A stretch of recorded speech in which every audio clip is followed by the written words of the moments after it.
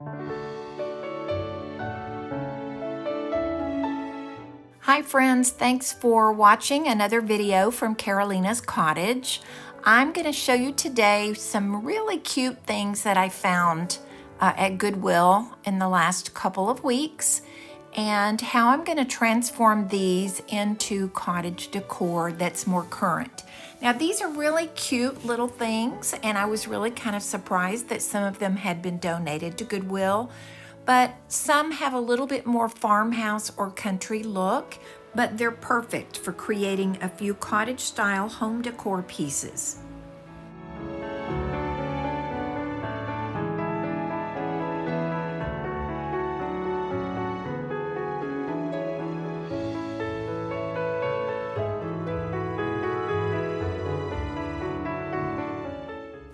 These pieces all have such great potential. The first thing I'll do is clean the pieces up and then remove any stickers or tags that are on the back.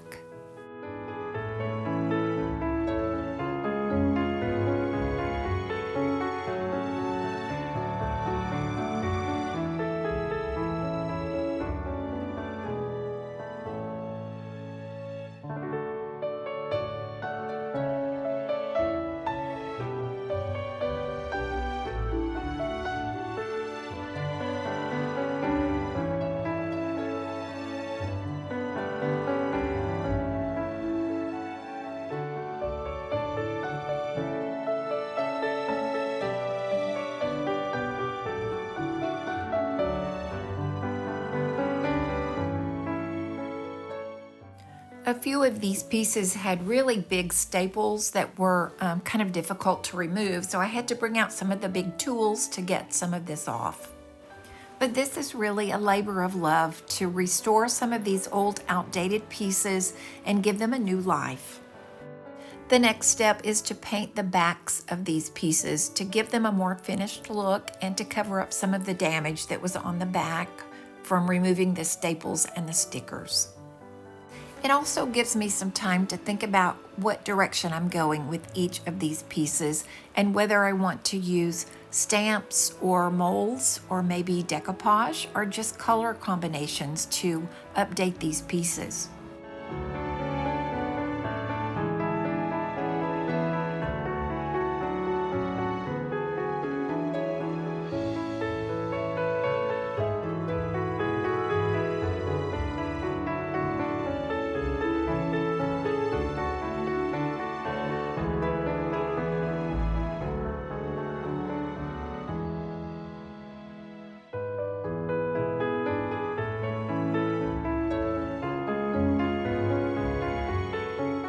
Now that I've completed the backs, the next step will be to put a base coat on the front of all of these so I can begin deciding what design to use.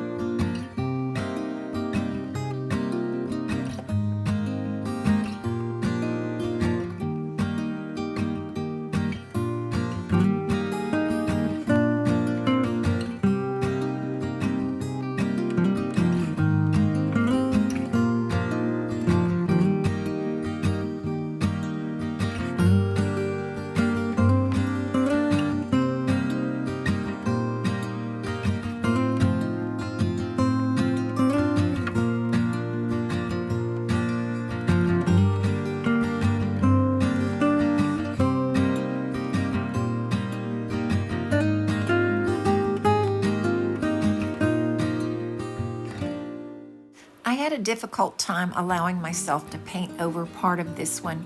I remember these paintings and this style of painting from the 1980s, and most people kind of taught themselves from some of the crafting books that you could purchase back then. And so a little bit of nostalgia there and a little bit of regret over painting over someone's work, but I did salvage the little house there, and I'll incorporate that into a cottage style theme.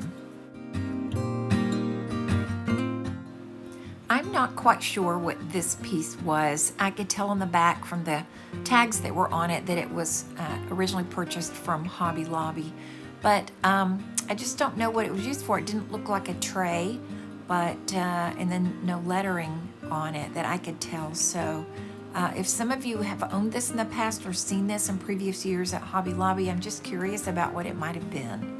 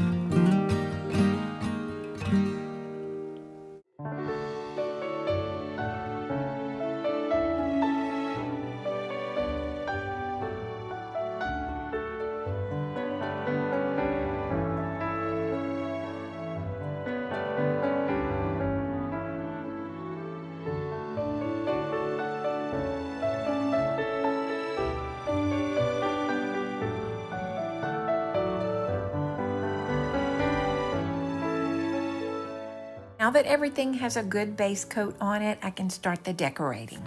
I've decided to use some pastel colors on this one, and I'll be decoupaging some floral accents.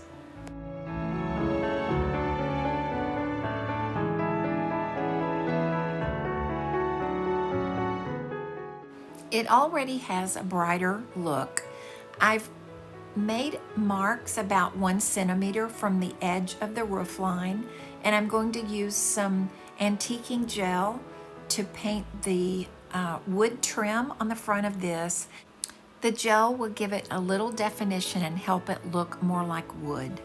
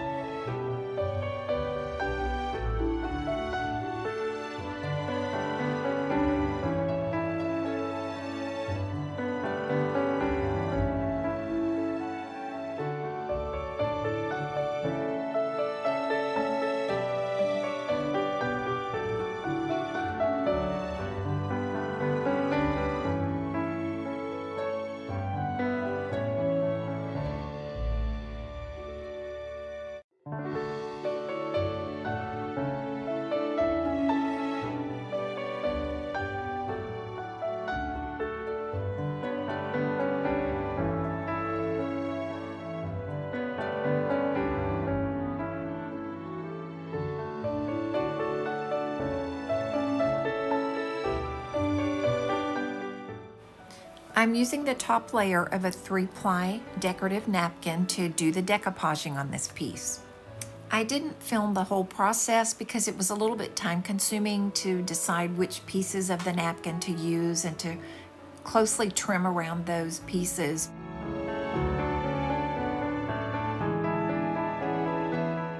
I'm painting the area with decoupage medium and then placing the portion of the napkin that I've trimmed to fit, and then putting another coat of decoupage medium over the top of this, and I'd like to use the matte finish on these. I think using a flat or matte finish helps minimize the wrinkles and the bumps that you get in these when you're decoupaging.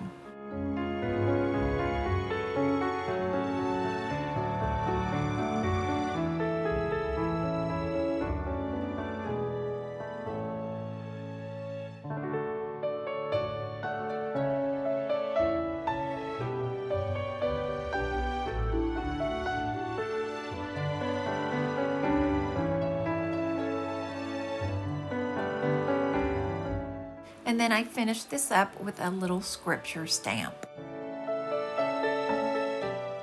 I used the same technique on this piece for the edges. I used an antiquing gel that's a little bit transparent, or translucent, I guess would be the proper word, but that helps the edges look like wood, and it gives it a nice accent.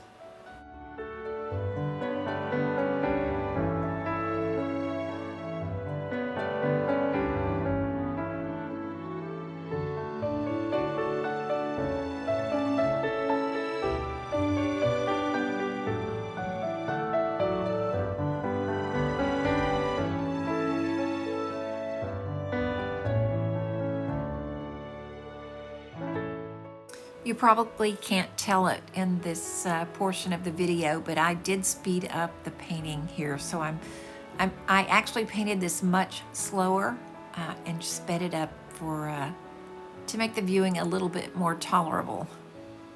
There's lots more ahead, but I wanted to ask you, if you're enjoying this video so far, please give it a thumbs up.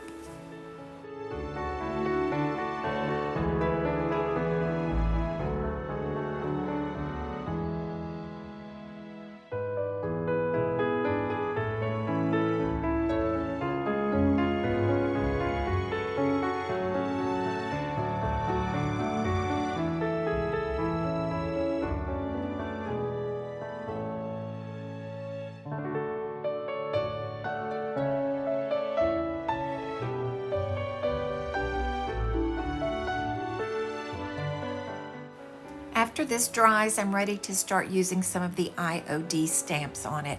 And what I'll do beforehand is just take an erasable marker and mark off the edges on the back side of the stamp so that I can tell where to stop with the ink on the front side. And it just, it helps prevent so much mess, and it also helps the ink stretch further, since I'm not using it on parts of the stamp that I won't be actually stamping with. And I will show the results of these stamps at the end of the video. I am using my camera in a manner that causes the writing to be reversed. So I'll have some final pictures with a view that you can actually read the wording on. And what I'm doing on this piece now is I'll paint a gray accent on the edge of this top piece, and then after this dries, I'll be coming back with a little bit of antiquing wax just to give it a little bit of shading and to accent those edges a little better.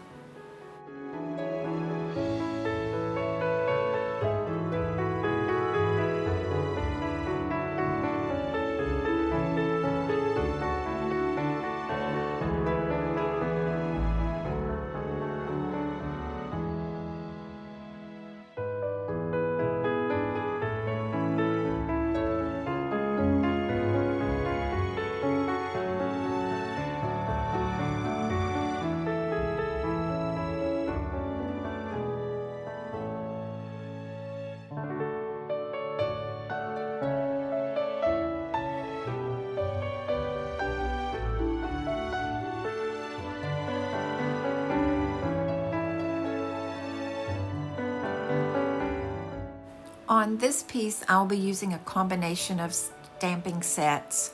The one set with the wreath is a Prima redesign set, and the lamb that I'll be putting in the center of this will be just a portion of an IOD stamp, an Iron Orchid design stamp, and I'll have these listed below in the description.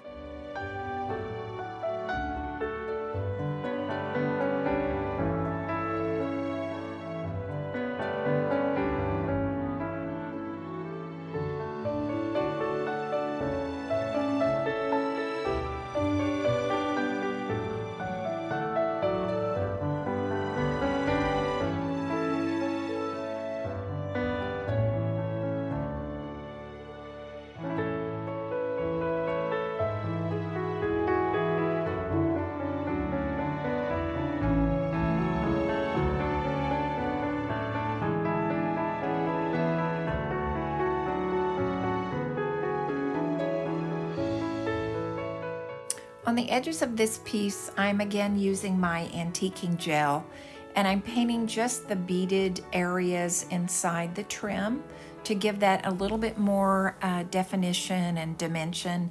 And then I'll come back with a paper towel and wipe away or distress some of that, but leaving the majority of the antiquing gel in those crevices and cracks there to give it a little bit more definition.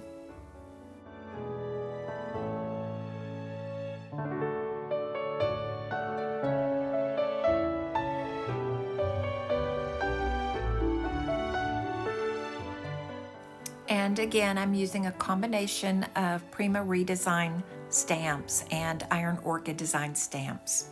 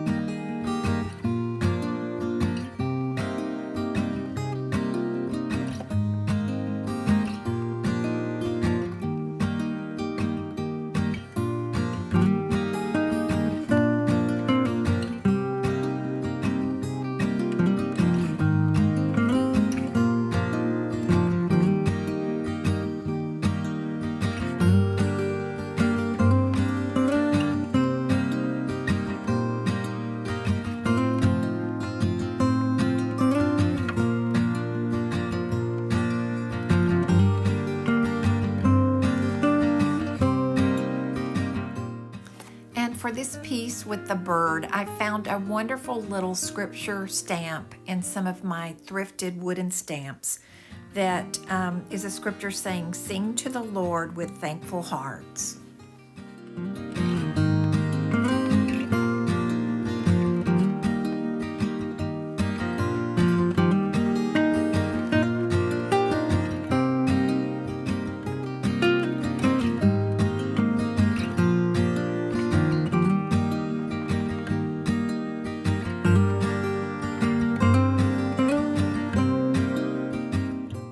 On these two pieces, because of the large size, I used my Cricut machine to cut out the wording that I have on here, and then I'm using Iron Orchid Design stamps. Instead of the Cricut machine, you can also use stencils or stamps. It's a little bit challenging to work around some of the pieces on some of these wood designs where they're raised above the middle section, but if you just press around these carefully, the stamps are flexible enough that you can usually make it a pretty good fit, and then I'll go back and touch up some of the areas that I missed with just the edges of the stamp.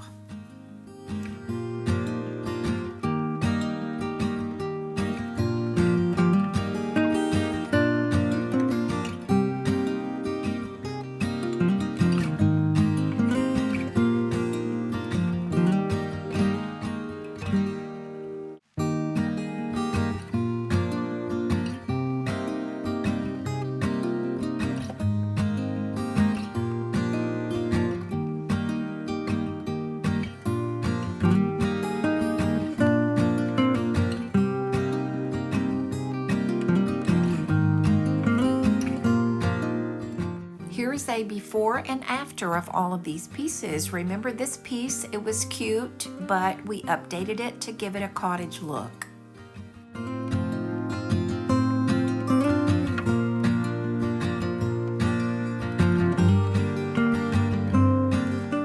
This piece was cute as well in its before state.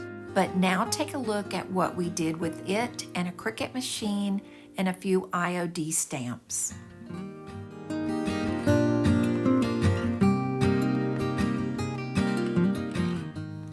Here's the piece I couldn't bear to paint over, but I was able to save some of the painting, and I love the way it turned out. This piece was very cute before, and I wasn't sure I could improve on it, but I really liked the way it turned out with the black frame and the stamp in the center.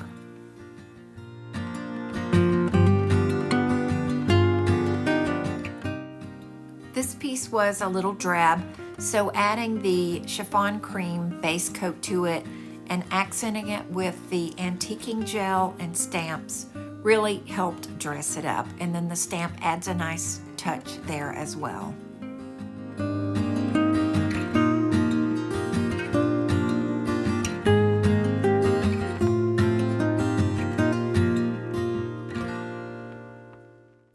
This piece is great for farmhouse decor, and I knew that that shape would be perfect for a cottage style transformation. So the addition of stamps really made it look like a completely different piece. Here's a review of all of the finished projects. Please watch until the end, and there will be a pop-up you can click on to watch more of my videos. Thank you for watching today. If you enjoyed this video, please give it a thumbs up, and I will see you in the next video.